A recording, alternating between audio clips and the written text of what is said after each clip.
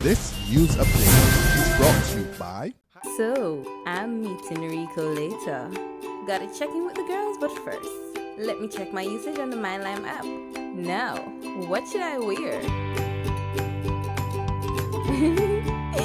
Hashtag sexy. He's here.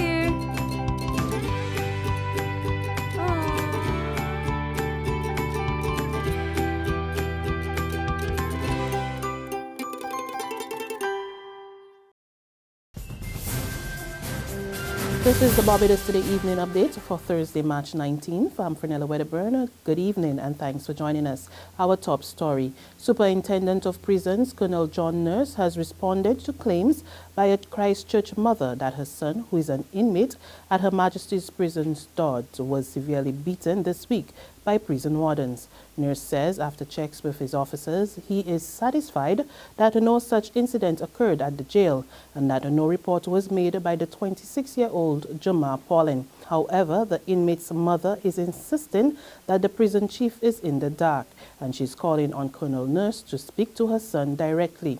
She also revealed today that she will be seeking legal advice on how to move forward on the matter.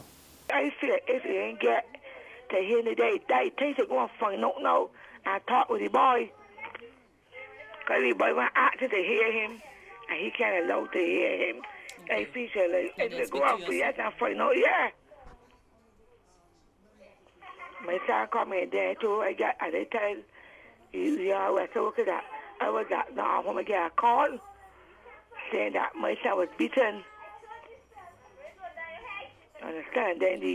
Then I called him Monday night and nobody but I had to speak to the superintendent and I said, well, they speak to some person, they told me that they are promoting shift leader and that was, and then I come and then never hear nobody come and tell me nothing more. A former police officer and two other men are now on remand after appearing in the Oistins Magistrates Court today in connection with Monday's drug bust of South Point Christchurch.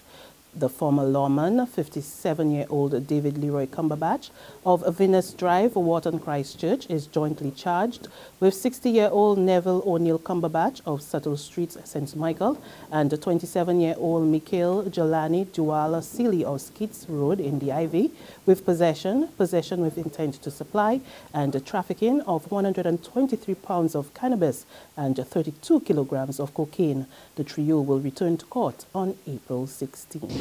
Police investigations continue into a 3-vehicle smash-up in St. Peter this morning that left 11 people injured. 3 of those had to be rushed to the Queen Elizabeth Hospital for treatment.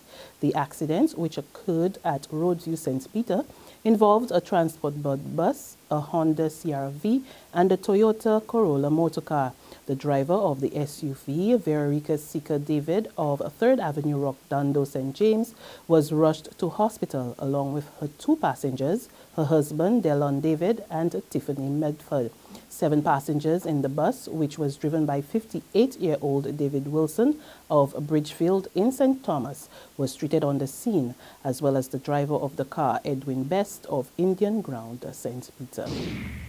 In other news, Barbadians hoping to acquire bursaries to attend the University of the West Indies have been tortured for too long. So says opposition MP Ronald Toppin, who called for the government to stop sending conflicting messages to students on the issue.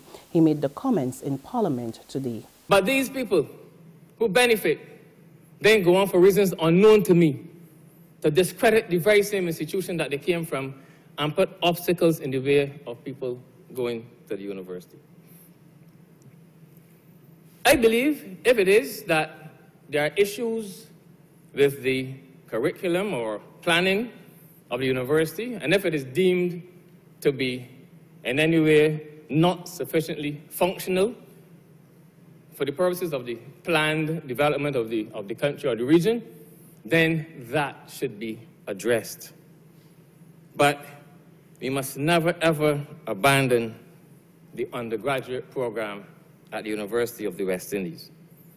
And these are the conflicting signals that are being sent to students in Barbados, and I think that they must cease.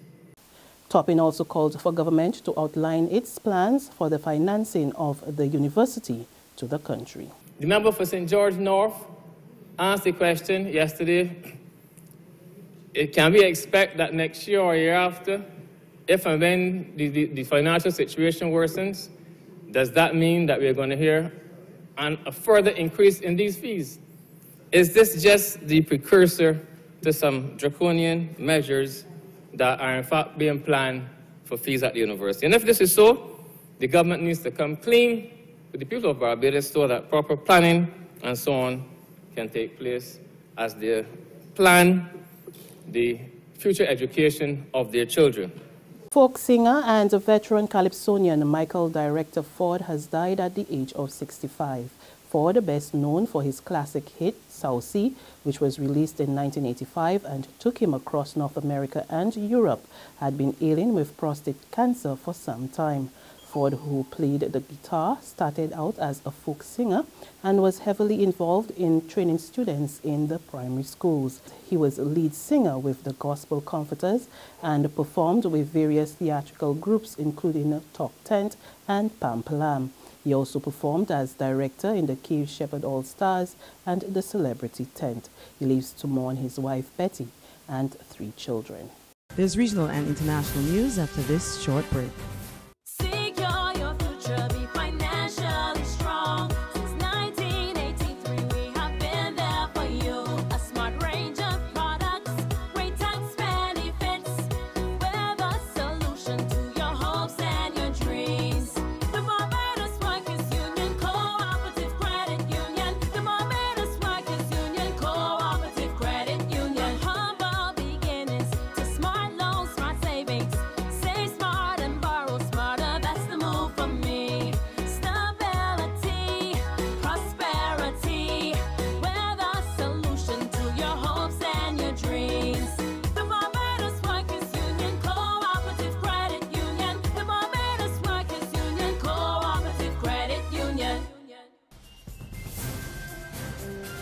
To news from the region, the Guyana government says it has invited election observers from as far as India and South Africa to ensure that all is above board with the May poll. We get more in this Capital News report.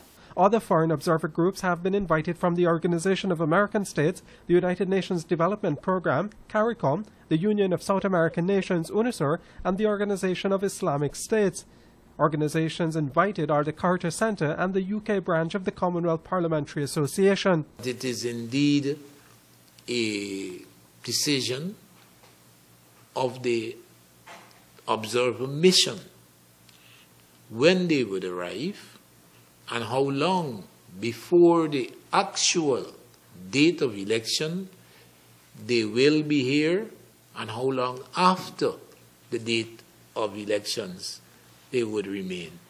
And finally, on the international scene, the government of Sierra Leone says it will shut down parts of the country for 3 days to help stem the Ebola epidemic. According to the head of the National Ebola Response Center, some 2.5 million people across the capital and in the north will be confined to their homes from March 27th to the 29th. The government and partners are hoping that unreported cases that are not being recorded will be reported during that time. The virus has claimed almost 3,700 lives in the impoverished West African nation. And on that note, we end our Barbados Today evening update, but you can join us again tomorrow morning. Until then, remember to log on to www.barbadostoday.bb, subscribe to our e-paper, email updates, or like us on Facebook. You can also catch us on Izumi Media and bus terminals or screenplay at supermarkets and gas stations near you. Also tune into Channel 101 Online TV, as well as Mix 96.9 FM to get all the latest news and sports. I'm Fernella Wedderburn. To have a fantastic evening. This news update is brought to you by... So, I'm meeting Rico later. Gotta check in with the girls, but first, let me check my usage on the MyLime app. Now, what should I wear? Hashtag sexy. He's here.